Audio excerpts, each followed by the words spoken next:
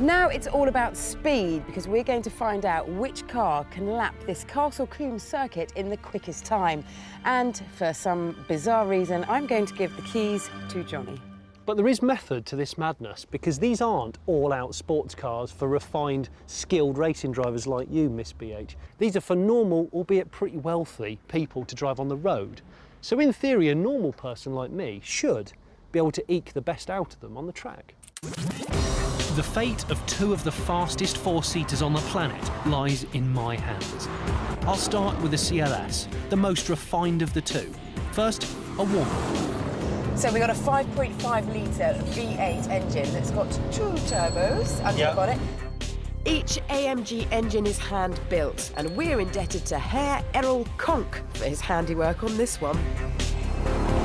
I love the power delivery, it's really addictive. See, this is the thing, because it can make you into a hero, but it doesn't matter if you've messed up the corner a bit.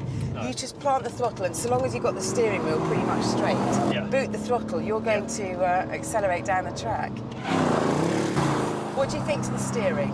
It's a bit lighter than I expected it to be. But does it give you confidence? It does, actually. At no point am I going, this is nearly 1.9 tonnes. Yeah.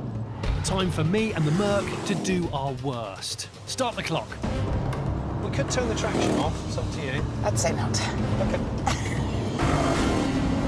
How are you feeling? You comfortable? Yeah, I'm beginning to feel slightly sick. Well, you did have a sausage roll before you came in. Because of that long wheelbase, it actually makes it quite a safe car to learn to fling around, because when it does go, it's going to give you quite a lot of warning. It's not going to be like a Lotus which spins on a top. Fair comment. My stopwatch shows the Merc crosses the line in 1 minute 28.94 with an average lap speed of 75 miles an hour. Can the Panamera GTS beat that? First, I got to know the old girl. So under the bonnet, we've got a 4.8 litre V8, normally aspirated, so we've got no supercharger, no turbos, and we've got 424 brake horsepower, which is a massive 125 brake down on the Merc. But I think the most incredible figures are the torque. This has got 383 pound-foot compared to the Merc's 590. That is massive. It is. And you can feel that, can't you? Particularly sort of mid-rev range Like here. now, if I flatten out there, the Merc would have shoved us straight up the back. I mean, your hair would have flung right back. But what the Porsche loses on the straights, it makes up for in the corners. It's holding its haunches down. That big bum is not moving at all. Which means, in theory, that you should be able to go through a corner with greater speed if you are sort of Mr. or Mrs. Average. That's me. Start the clock. Looks like a duck that's been run over by a JCB or something. It's just awful. It's just so awful. But it drives like a 911. There's no way on earth you could really feel that you've got two seats behind you and a big boot.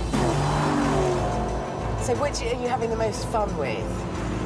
It's hard to say. I'm having more fun in corners in this, and I'm having more fun in the AMG on the flatter open sections like this.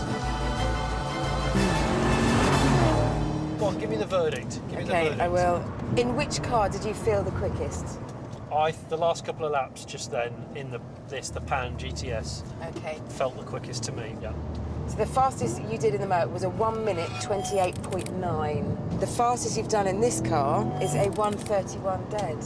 1:31? Yeah. So what a surprise! I know. Finally, despite the car's extra length, it's actually 30 kilograms lighter than before. Oh, that means we can get to 62 a fifth of a second faster. So the... 2,